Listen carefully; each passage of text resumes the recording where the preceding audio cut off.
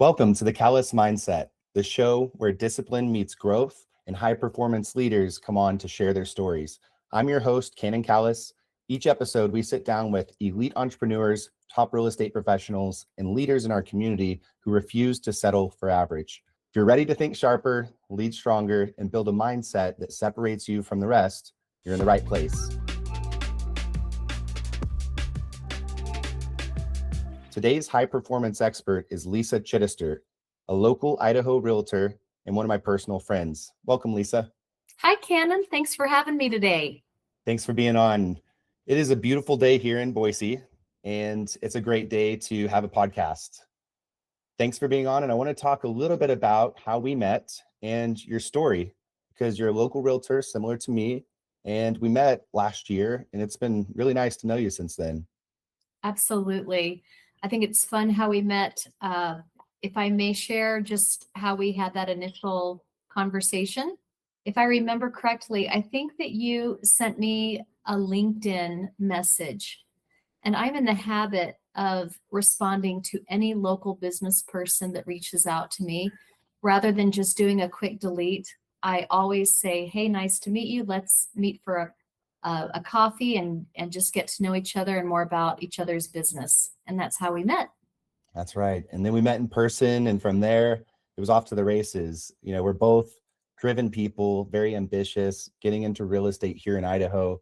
And I want to know a little bit about your origin story. So now that we're here, how did you get here?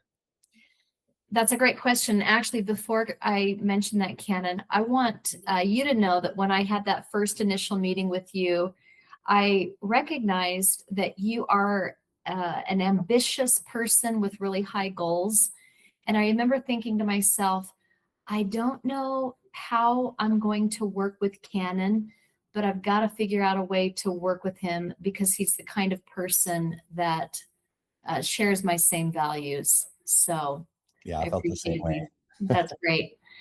My origin story. I would say that my origin story is I move a lot.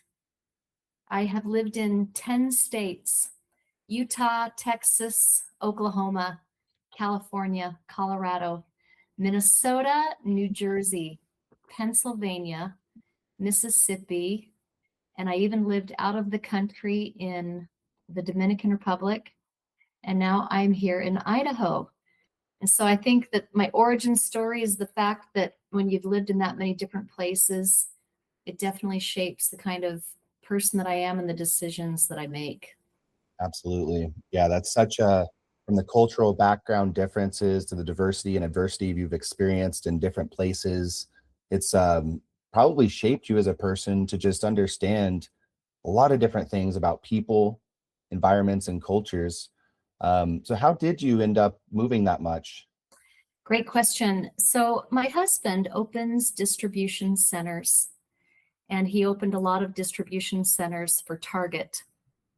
And as a result of doing that and moving several times, the headquarters of Target invited him to manage all of the distribution centers. He's gone on to do grocery, cold storage, hotel, and what brought us to Idaho is the St. Luke's Hospital System opened up a brand new distribution center last year and had him come to get that started. So that's how we got here. Wow, that's cool. He must be good at his job, to have that much opportunity in all those different states, and that's really cool. Absolutely. So you said you lived out of the country as well, and I'm aware because we've spoken. You speak Spanish too. Sí, señor. Si hablas español. Sí, I just got back from Puerto Vallarta and got to speak Spanish for an entire week and was in my glory doing that. That was great.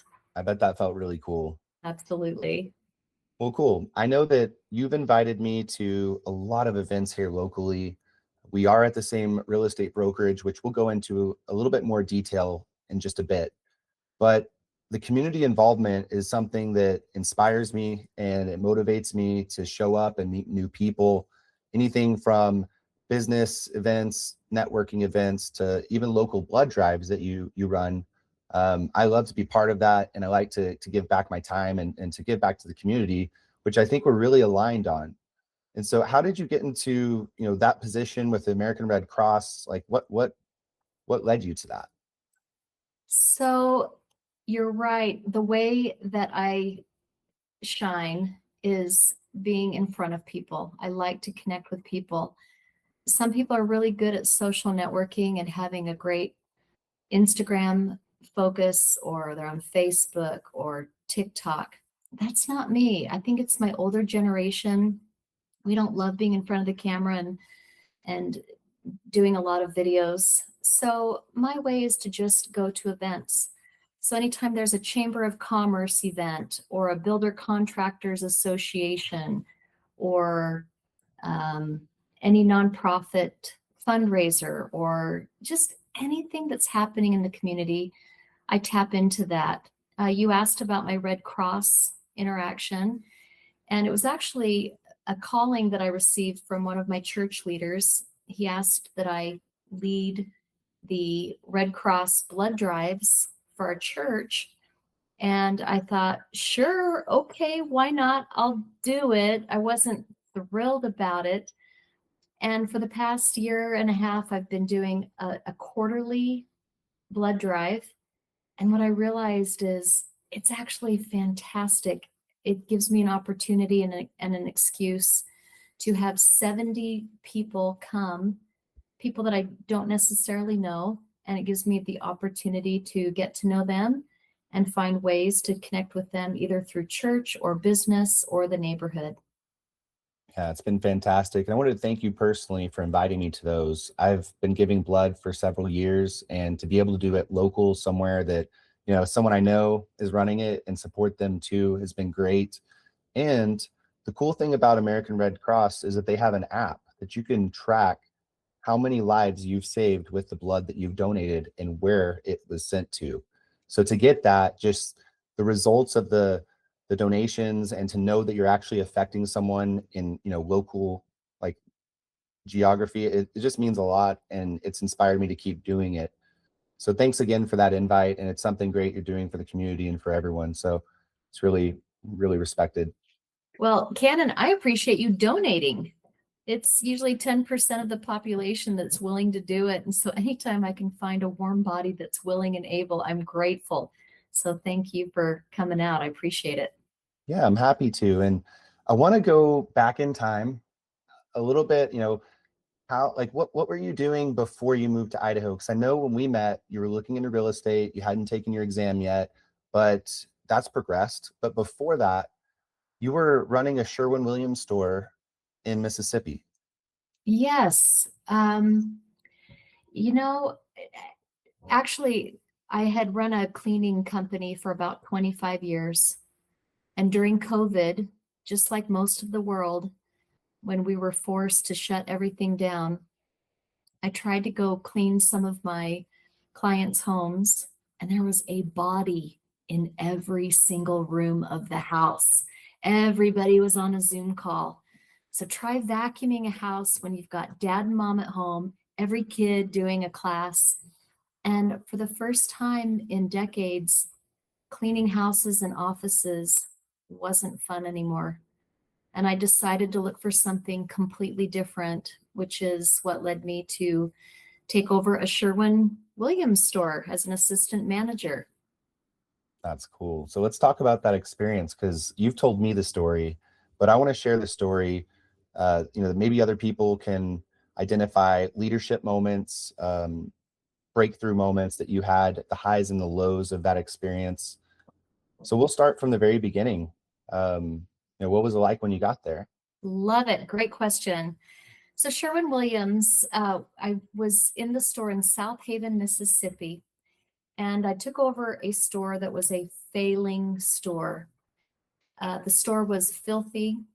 When the first few weeks that I was there, the daily average amount was about $1,200 in sales. And this is pretty abysmal. It was it was just terrible.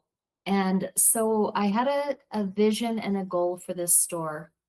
The first thing I wanted to do was to become good friends with my fellow employees.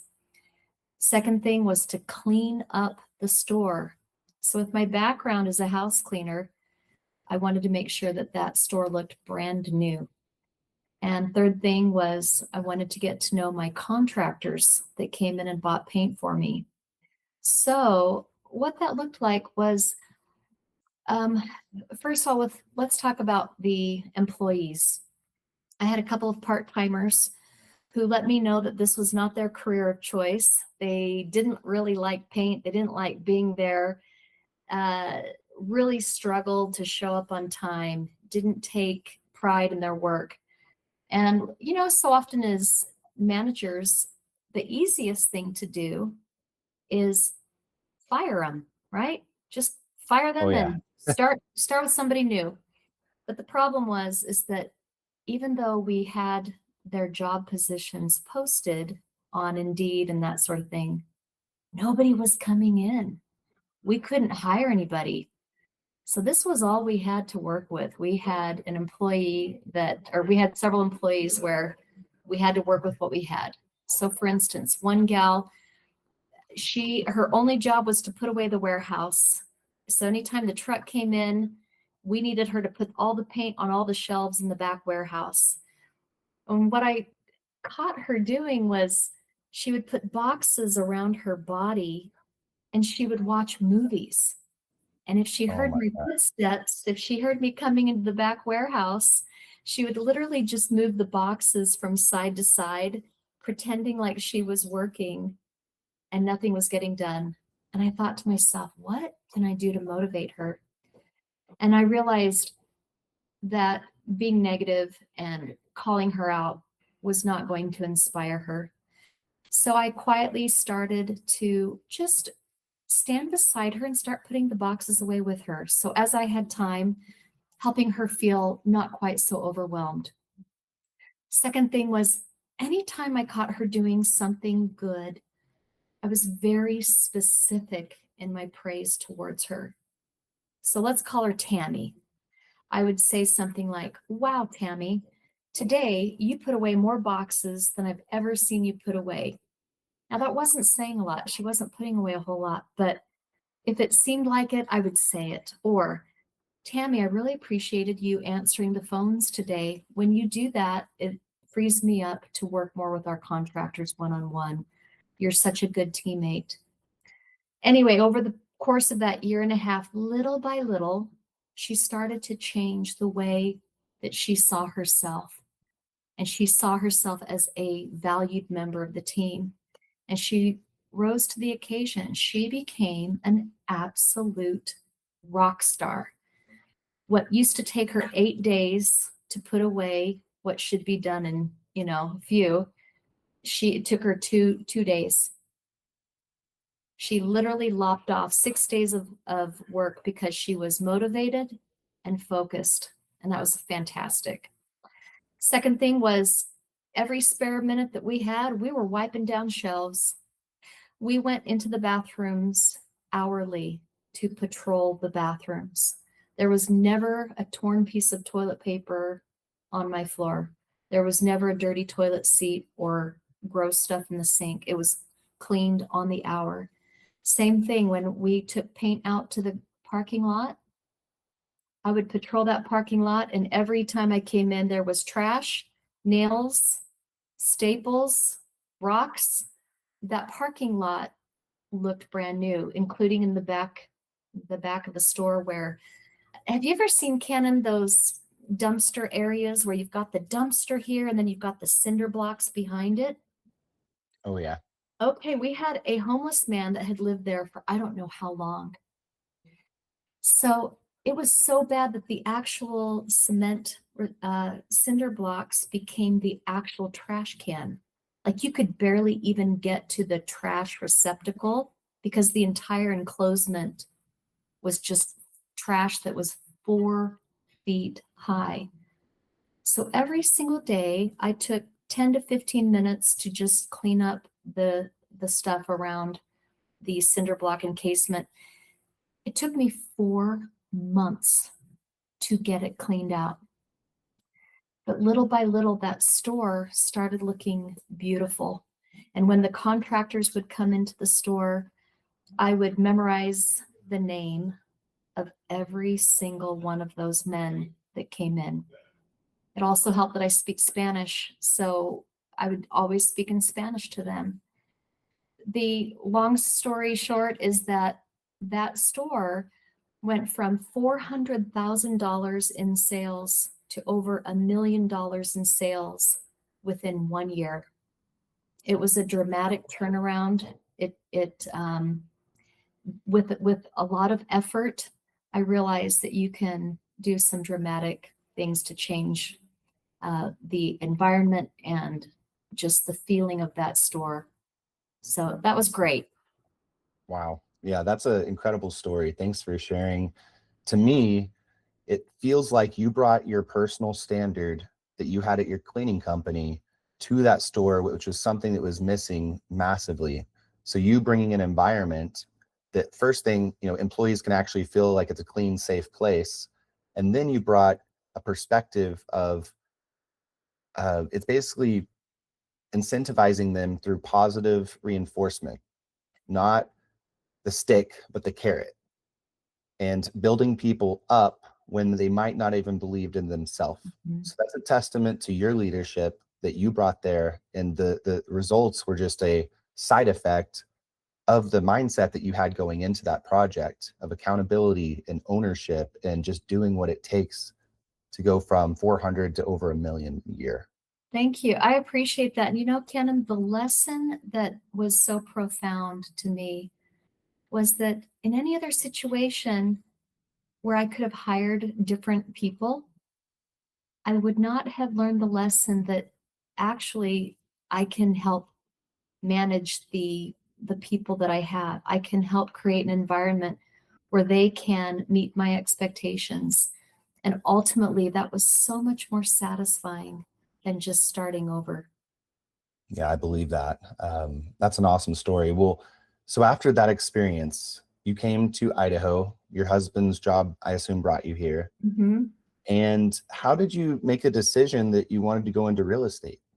Great question. So, when you have lived all over the United States and out of the country, basically, I have bought and sold 10 houses, and 5 of those were for sale by owner because I had the attitude of, I don't need a realtor to sell my house. I can do it. I know how to do it.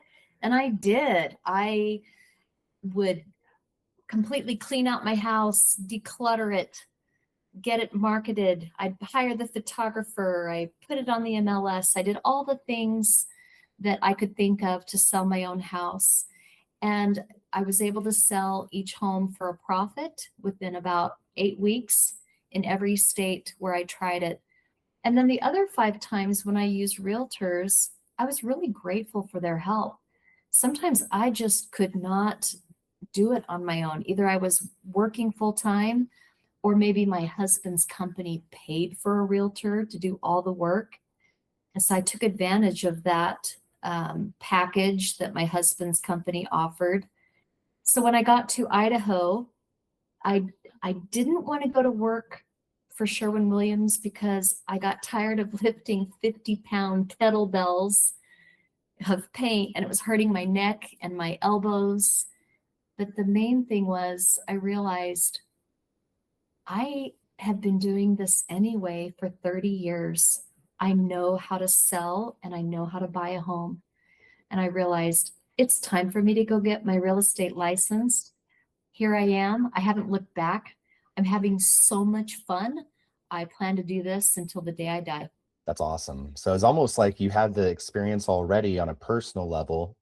You knew what went into it. You've done it in several different markets, different real estate markets. And so you knew that you had the confidence to do that. And honestly, here where we're at in Treasure Valley, Idaho, the real estate opportunity is massive.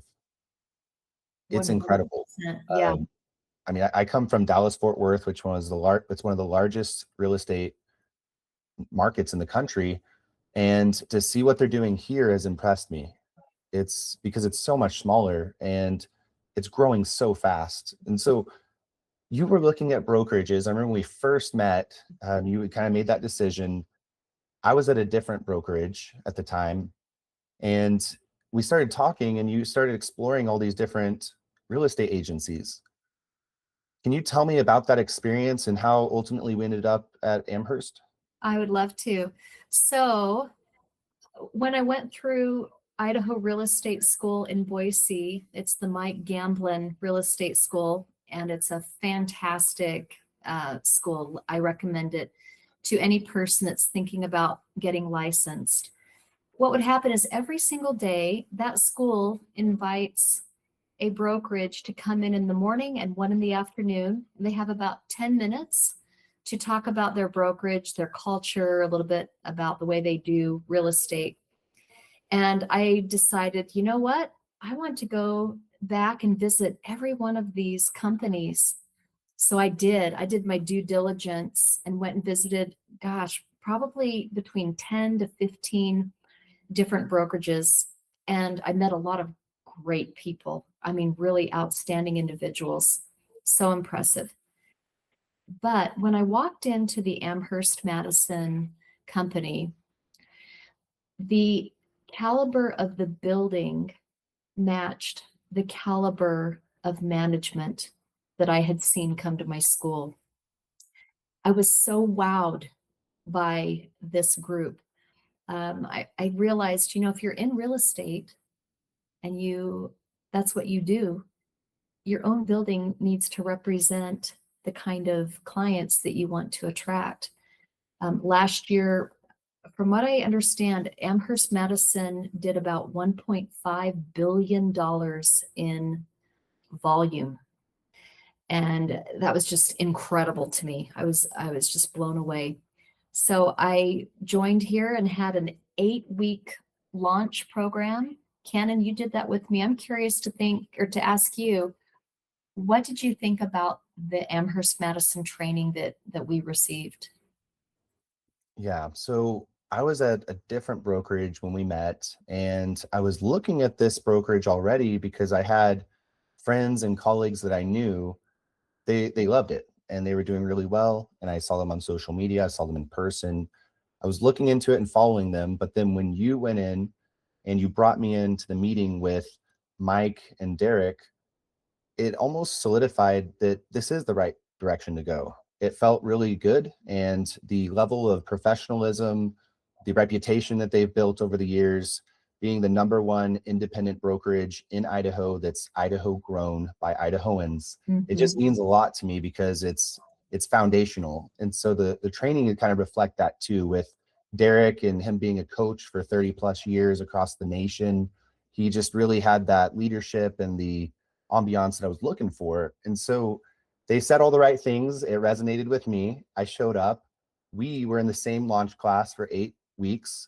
And every week I had no doubt. It's almost like it started building upon the foundations and the mindset and the growth, direction that I felt like I was already pulled towards. And so it just felt really authentic and natural. And we had the same objectives and the same goals. And so I know both of us, we have this long-term vision, and that's how they see it too.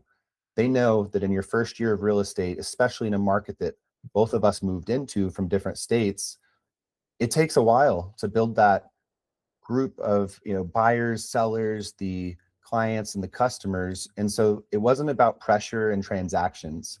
It was about first build yourself, build your mindset, build your routine and your discipline.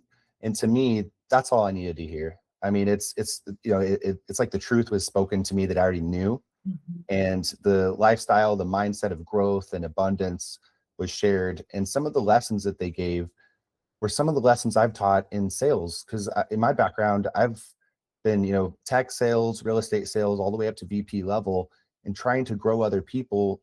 Some of the things that I taught my employees and my teams are the same lessons that they were teaching us. And so that was just, it almost was like a no brainer. And Mhm. even today, I feel the same way. I have great relationships with everyone there. It is competitive, but it's not a cutthroat. It's teamwork. They have some of the best teams in the country, the number one team in Idaho for transactions, Matt Bauscher, and the leadership just it's proven through what they're actually doing every single day, not just what they say they're doing. So to me, it was a really eye-opening experience, and I was really impressed, to be honest, of we have this caliber type of real estate brokerage here in Idaho. So I have friends in Texas who have their own brokerages with hundreds of agents, but they're not quite like Amherst Madison here. Beautifully said, Cannon. I feel the same way. I've been here for about 6 months, and I still feel just as excited to come into work as I did 6 months ago. If I don't have my makeup on by 8 o'clock, I'm frustrated because I cannot wait to get to work. And when I finished their training program, I felt like they had covered every aspect of how to do real estate, and I hit the ground running. It was phenomenal. And I do want to mention, Nick Schleckaway, our founder, I appreciated the reason why he named the brokerage Amherst Madison. When he played football for Boise State University, he would go visit cancer patients, children, over at the local hospital. And two of the children that he became acquainted with was a little boy named Amherst and another boy named Madison. And both of those children passed away. And as an ode to them, or homage, what's the word? I don't know, but he wanted to remember them and also set the value that this brokerage is about giving back and that it's a value-based brokerage. I also love the fact that Amherst always highlights nonprofit organizations in our community. Every single month when we have had our get-togethers with the summit with all the agents, they have always highlighted one nonprofit group, which I then go back and visit those nonprofits and have become well acquainted with those other members in the community. So that's just another reason why I have loved being here. Yeah, that's a huge thing.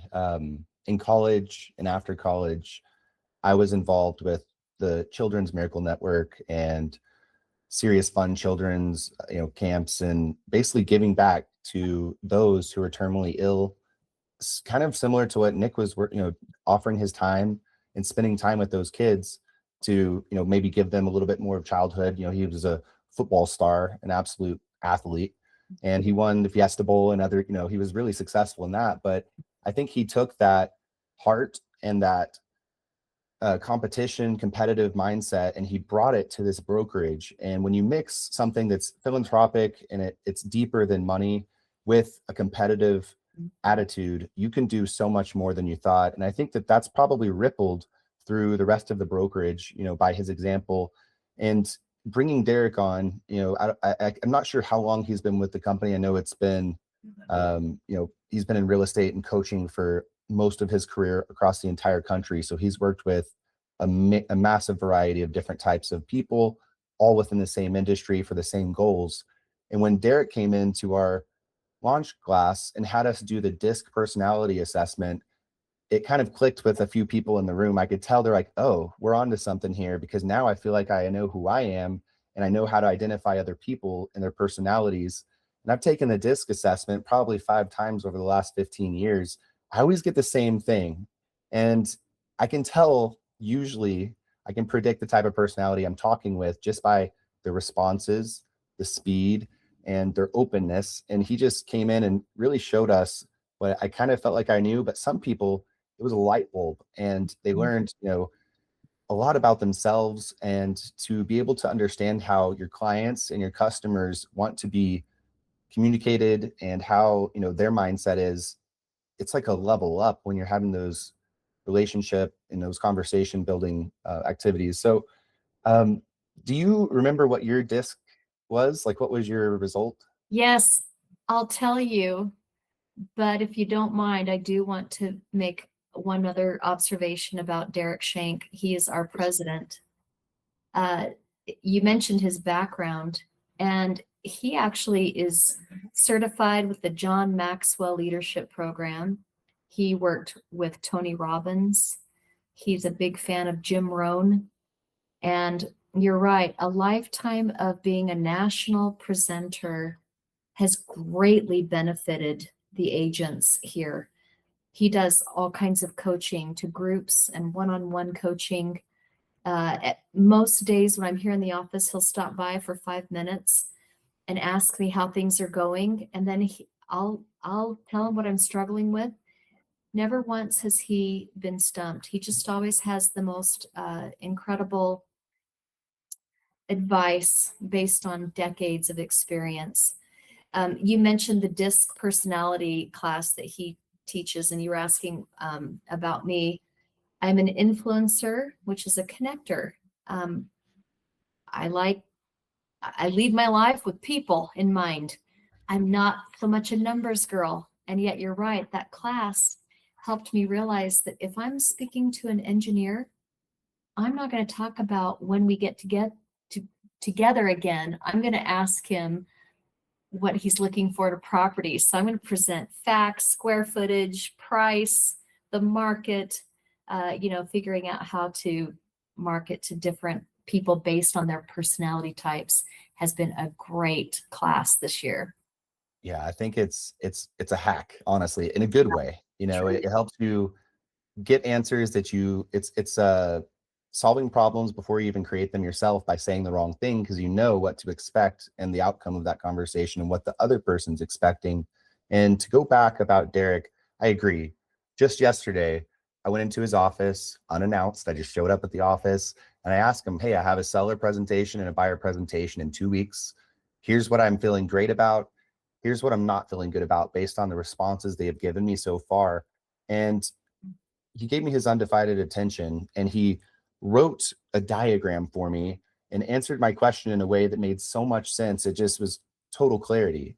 And so the leadership from Nick to Mike, the designated broker, to Derek, it's uh, it's really a reflection of the organization itself, and to teach agents lessons about interpersonal and extrapersonal communication Mhm. is so valuable. Even the business class he gave with goal setting and how to reverse engineer your numbers to get where you need to go Oh, was love super that. beneficial. And then Yeah. having Matt Bauscher, the number one agent and team in the state, come in and tell us about his experience and his market outlook and all the summits. It's just been so much value, and that's what they're about. Nick Schleckaway, the founder, has his own podcast, his own newsletter. He's also sharing such valuable insights, and it's like the whole team is just so well rounded with experience and value that I haven't really seen this anywhere else. I've been to a lot of other brokerages. I'm very networking and social type of person, especially now because I'm trying to build something. But I've been into probably 15 other brokerages too at this point, even once I've been at Amherst. And I can tell by the staff and the environment and what they have on their walls or what they don't have, it's just not the same. So I appreciate, all the great competitors out here and all the great agencies. But I think we're in the right place. And I think that this year is going to be a big year for us. And so um, the next topic, I want to talk about what you're doing on Fridays. Oh, my happy hour. I love my vendor spotlight networking group. Thanks for asking. Actually, what I decided to do was, well, let me go back. Like I mentioned before, I'm not good with social media. I got to have people in front of me in the same room, face to face, belly to belly. And I thought, what could I do that focuses on my strengths and not bang my head against the wall with techniques that don't flow with me? So I created a networking group where I invite real estate related companies and business owners to come in and talk about what they do. The reason I'm doing this is I'm trying to figure out, as a real estate agent, how do I bring value? So the value is if I can give a space, a place, a time for others to come in and talk about what they do, that's valuable. It's been fantastic, and I have learned so much. So I start with lenders, title people, tradespeople, painters, contractors, builders. So my initial invitation is sent out to all real estate related industries, but then you have one-offs like a printer copier guy, massage therapist, a nonprofit organization. And the beauty is that when I put them in this Friday group, you organically have connections being made. So every Friday we meet from 1 o'clock to 2:30. I give 3 companies 10 minutes to present, and they can be as formal or as casual as they want. But I tell everybody, bring printed brochures, your business cards, and the magic always happens after those 3 presenters are done, because then I open it up to all attendees. So every person that's there gets 1 to 3 minutes to quickly introduce themselves and give a little blurb about their company. And here's what happens every time. Dude, we could use a welder like you. Do you have any time on Fridays? You could start coming and helping us out with some jobs. Or I can make my cookies to go to your nonprofit fundraising event. Let's cross promote. I'll bring my customers, you bring your customers. We're going to increase our client base. Or I've been looking for a funder for my neighborhood. You're the perfect lender based on what you've said today. You have the exact skill set that we've been looking for. So I'm watching these valuable connections being made. Or another great thing that will happen, shout outs. Hey, I've used Restoration Company. They came that very night when my house was flooding. They were on time. They knew what products to use. They got the floorboards ordered within 3 days. They were communicating the whole time. This guy is gold. I love this guy. It's so fun to have these connections being made because I'm witnessing wealth being created right before my eyes. And it's been an absolute joy. So, Yeah. yeah. Yeah, it's been really cool. I've attended a few of those myself, and you were nice enough to let us, my property management company, be one of the spotlight members one of those weeks. And it was a really cool event. And that's coming from you. You created the space to do that. You invited the people to do it. And it's using your strengths of your personality that you are a connector. And I think that's what a lot of people need to really double down on is what are they really talented at? What is natural for them? What are they passionate about? And what's going to motivate them aside from the dollars and the transactions to build those relationships long term and keep adding value to everyone around them. And that's one of my favorite things about you is that you have that extroverted influencer personality type. You're not afraid of rejection. You put yourself into equations that multiply. And it's just been really cool to watch you in the last almost a year now since I met you, grow. And with this agency, to see, what this year is going to bring is going to be just the result of all of the hours that you've been putting in. And so if anyone is local here and wants to be on the 1 p.m. spotlight for the vendors at Amherst Madison, connect with Lisa. She'd be happy to discuss what that looks like, get you slotted in. I don't know how booked up it is right now this year. How far out are you? I am through May 1st, maybe May 8th, but it doesn't matter. If you don't have time to do a 10-minute presentation, come out and just talk for 2 minutes. It's enough. Just come present yourself and go shake hands. You're going to make some amazing connections that are going to help increase your business. Very true. Well, I know we're kind of getting short on time now. I wanted to maybe if you have one lesson or one mindset story you can share with us that's really influenced you and your success, and then we'll wrap it up. All right. Great question. Actually, it's easy. I'll tell you the single greatest thing that has done more for me than any other thing I've tried this year. And that is I've been working on my mindset. And what that looks like is that every single day between 4 a.m. to 6 a.m., I get myself up and out the door. I am at the gym. I decided this year that not just my body is the thing I'm going to focus on exercising. More than that, it's my mind. And I realized that every minute of my day is precious and valuable. So I eliminated all true crime podcasts, all blood, horror, nasty things of this world.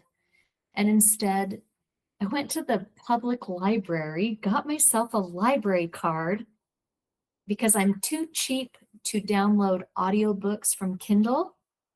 And I accessed the audiobooks from my local public library. So every morning while I'm at the gym for 2 hours, I am listening to the best philosophers, spiritual books, self-improvement books, business books, real estate books, church books, every good thing that every good philosopher has ever written. I'm listening to that, and even more than maybe YouTube or chatter, when an author takes the time to write down his best work, that's the cream of the crop of knowledge. And we have access to it in this world. We don't have to pay money to listen to it. It's about the choice between what we feed our spirit.